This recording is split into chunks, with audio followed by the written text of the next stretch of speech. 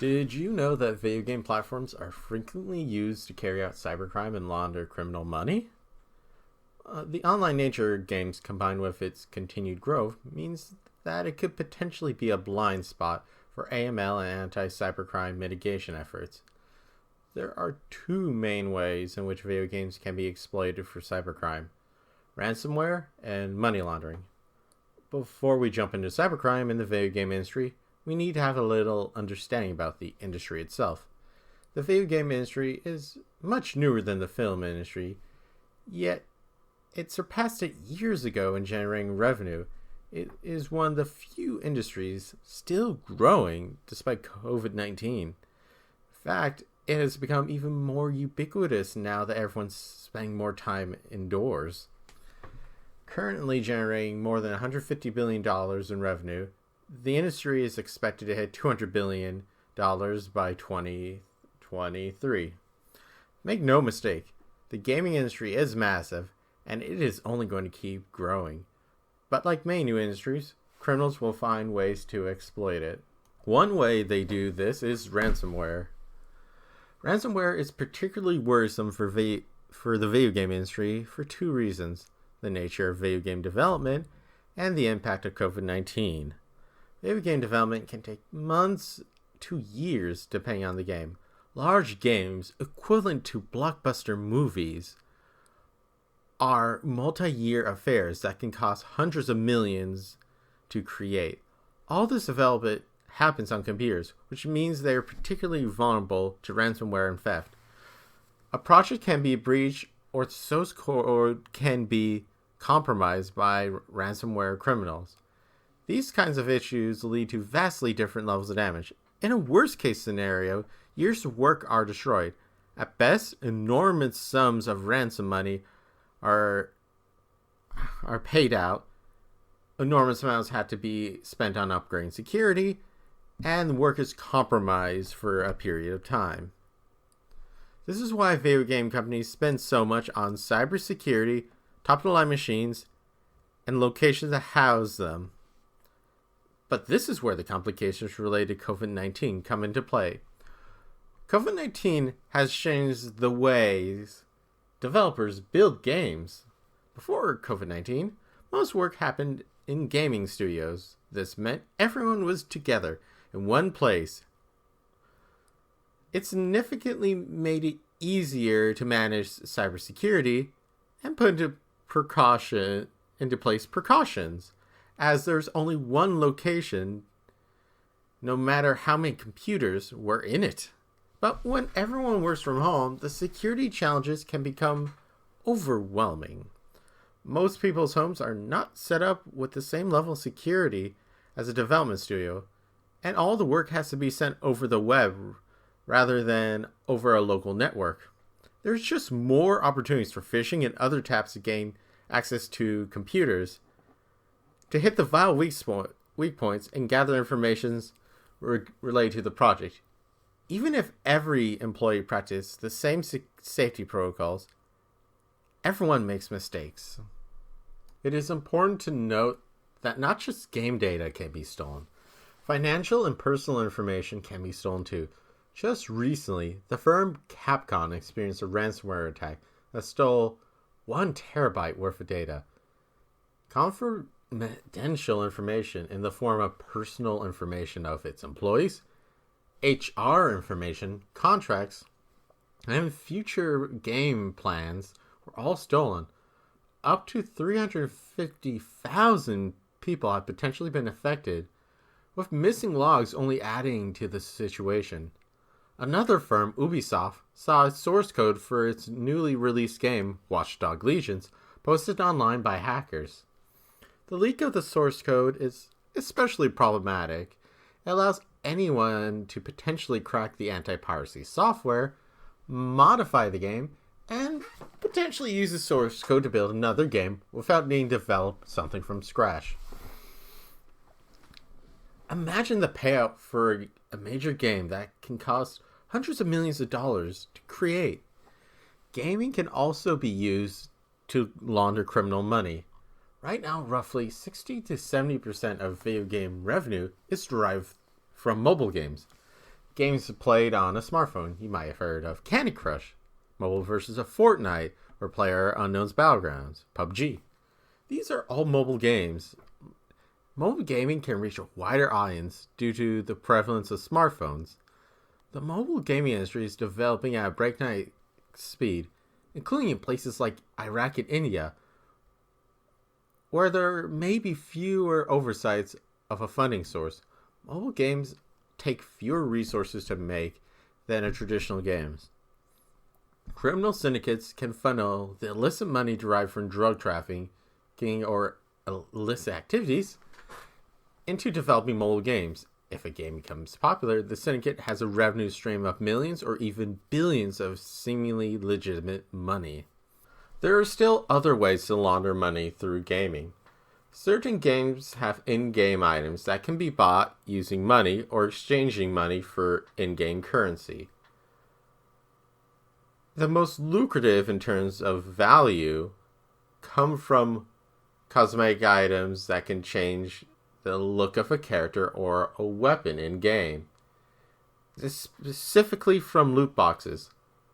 Loot boxes are a mix between a pack of trading cards with all the lights and effects of a casino. They allow for plausible deniability of criminal collusion, since no one really knows the true value of the loot box until you open it.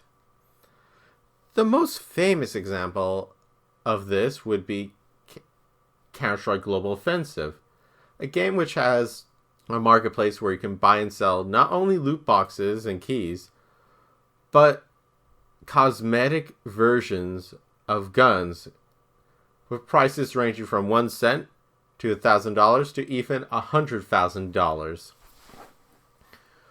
Games with online marketplaces can be taken advantage of as a way to either hide the origin of funds or transfer value to other accounts. To unlock these cosmetic items, one needs to open a loot box with a key. At one point, nearly all the keys and loot boxes in Counter-Strike Global Offensive came from illicit sources or fraudsters colluding with other criminals. At most, these boxes and keys cost a few dollars each rather than thousands. But receiving payments for multiple different trades makes the money look legitimate. The sheer number of trades meant that thousands of dollars could be laundered every day. Before we continue, I need to explain how online distribution of games works. The gaming company Valve runs Steam, an online distribution service specializing in video games.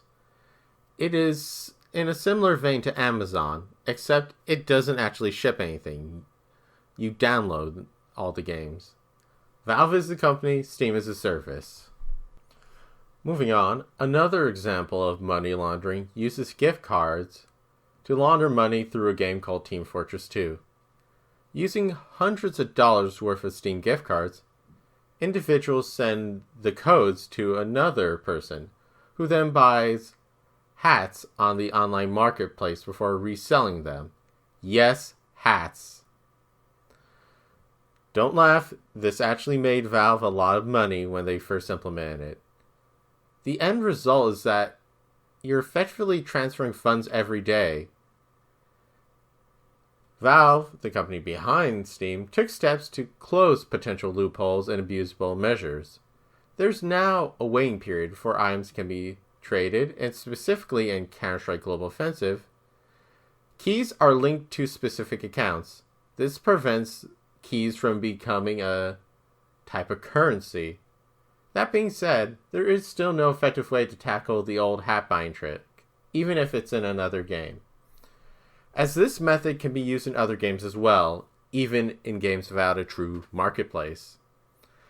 Third-party websites can be created as a means to sell items. Alternatively, criminals have just skipped buying the hats and other items just to resell the gift cards at discount. Selling Steam and Fortnite gift cards in particular at discount has become popular and is an easy way to convert this digital currency into fiat cash reliably. Finally, we cannot discount good, old-fashioned hacking. Hey, Jacob. You've been hacked! Sony has been hacked many different times. In particular, the PlayStation Network has been hacked at least twice to my knowledge. The online service allows people with a PlayStation console to play with each other online, in addition to getting deals from the PlayStation Store, where you can buy games and other content. The hack saw credit card information stolen, along with people's names and even passwords to accounts. These hacked account details were then offered for sale for $30 to $60 on the Darknet Marketplace or to random individuals on the PlayStation Network.